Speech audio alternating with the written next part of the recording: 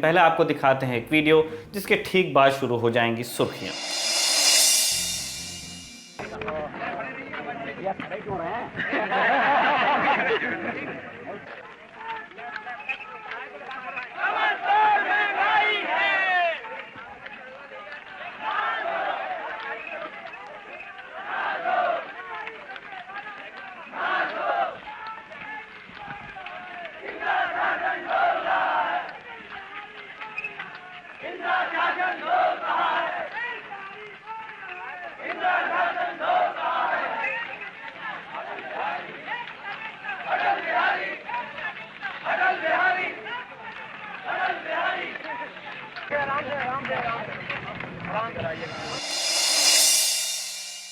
जब जब petrol diesel की कीमतें बढ़ती हैं, देश के पूर्व प्रधानमंत्री अटल बिहारी वाजपेयी का ये वीडियो सोशल मीडिया पर शेयर होने लगता है।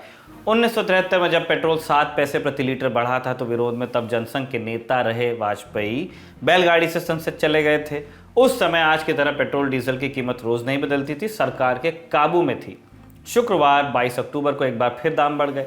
हालत यह है कि पेट्रोल पिछले 19 दिनों में 5 रुपये 70 पैसे और डीजल पिछले 22 दिनों में 7 रुपये महंगा हो चुका है। इसका असर बाकी चीज़ों की महंगाई पर भी पड़ रहा है।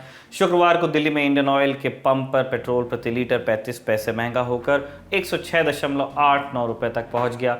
डीजल भी 35 पैसे महंगा हुआ, 95 रुपये 62 पैसे प्रति लीटर हो गया।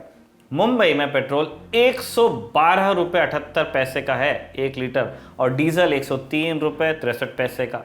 कोलकाता में अब पेट्रोल 107 रुपये का है, 45 पैसे और लगेंगे, 107 रुपये 45 पैसे और डीजल प्रति लीटर उसकी कीमत है 98 रुपये 73 पैसे।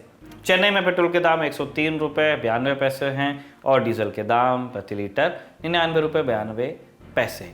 विपक्ष में रहते राजनाथ सिंह ने भी पेट्रोल सस्ता कैसे मिलेगा इसे लेटर फेसबुक पर पोस्ट किया था, जो अब वायरल हो रहा है। उन्होंने लिखा था, पेट्रोलियम उत्पाद पर केंद्र सरकार 32 से 35% और राज्य सरकार 25 से 20-25, उल्टा कैसा भी पढ़ लें, 20 और 25 की बात हो रही है, 20-25% कर वसूलती हैं।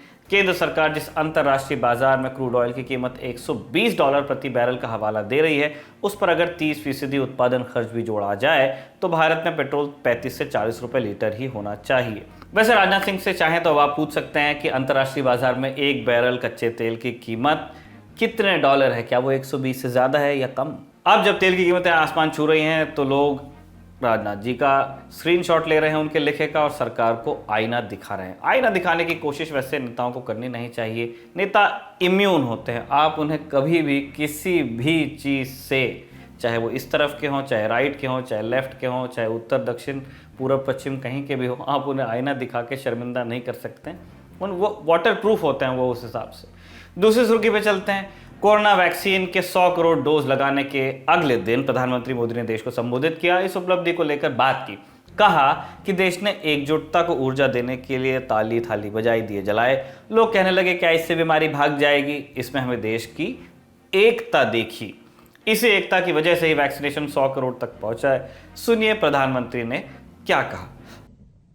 कितनी ही बार हमारे देश ने एक दिन में 1 करोड़ टीकाकरण का आंकड़ा पार किया है। ये बहुत बड़ा सामर्थ्य है, प्रबंध कौशल है, टेक्नोलॉजी का बेहतरीन इस्तेमाल है, जो आज बड़े बड़े देशों के पास भी नहीं है। साथियों, भारत का पूरा वैक्सीनेशन प्रोग्राम विज्ञान की कोख में जन्मा है, वैज्ञानिक आधारों पर पनपा है और वैज्ञानिक तरीकों से चारों दिशाओं में पहुंचा है।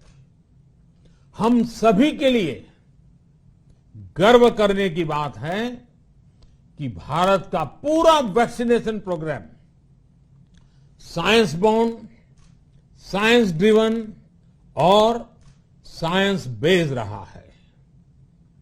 वैक्सीन बनने से पहले और वैक्सीन लगने तक इस पूरे अभियान में हर जगह साइंस और साइंटिफिक अप्रोच शामिल रही है।